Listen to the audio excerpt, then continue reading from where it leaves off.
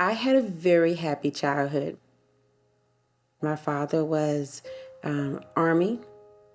For a very long time, I didn't know what regular time was. It was always military time.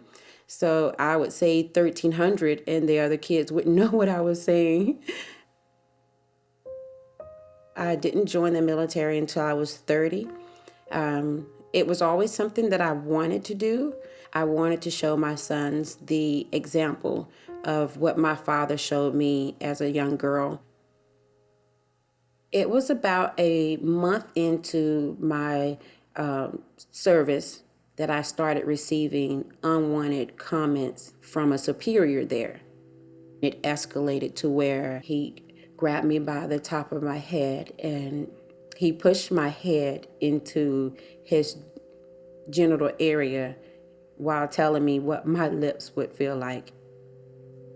After the investigation, he was flown off of the ship and he was removed of his rank. Rumors started spilling out, and the treatment that I received after that was that it was my fault, that I took his rank from him.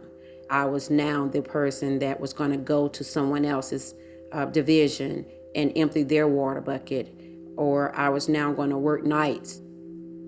I just felt like I had to get away from it all to actually start brand new. I decided to move my children and I to Italy. And I went there as an aviation administration man. They immediately saw that I had experience and requested that I actually take over that particular program. And I gladly accepted. There was a coworker. He was a real genuine friend. He came over and joined us to cook. I told everyone good night. I went upstairs to my room and I locked the door. I was very startled when the door opened. I heard the voice of my coworker. I got scared. Right off, he actually tried to put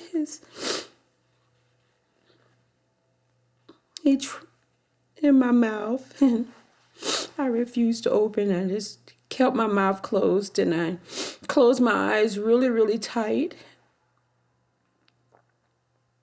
It didn't matter to him.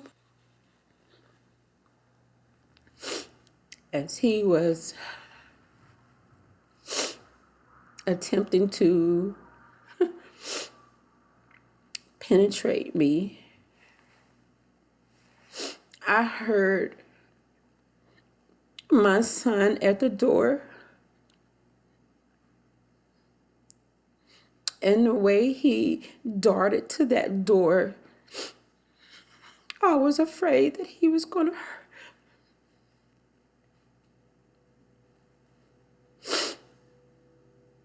But he barricaded the door to keep my son from coming in. And he explained to my son that he was taking care of me. I did not want my children to know, but my son walked all the way up there to the front gate and notified security. The NCIS agents assured me, we have never had this much evidence.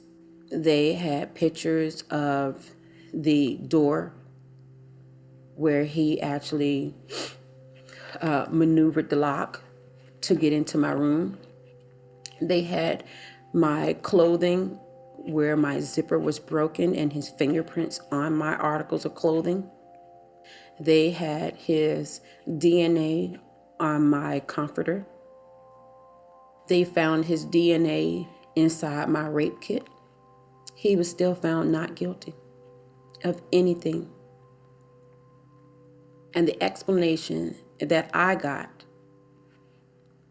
and I quote, "It's no question that his genitals touch your genital area, but it's reasonable to believe that he believes that he had your consent." I received the Blue Jacket of the Quarter, which basically is when they award who was the best of that particular quarter. I had to submit a PTS, and it's basically where you ask, can you re-enlist? My PTS came back denied, which was very shocking for me as well as for my superiors. I accepted the fact that the military was now done with me, and I went back to school. I received my master's degree, which was very exciting. I took the opportunity to show my children that I was not completely beaten. I had to get my life back.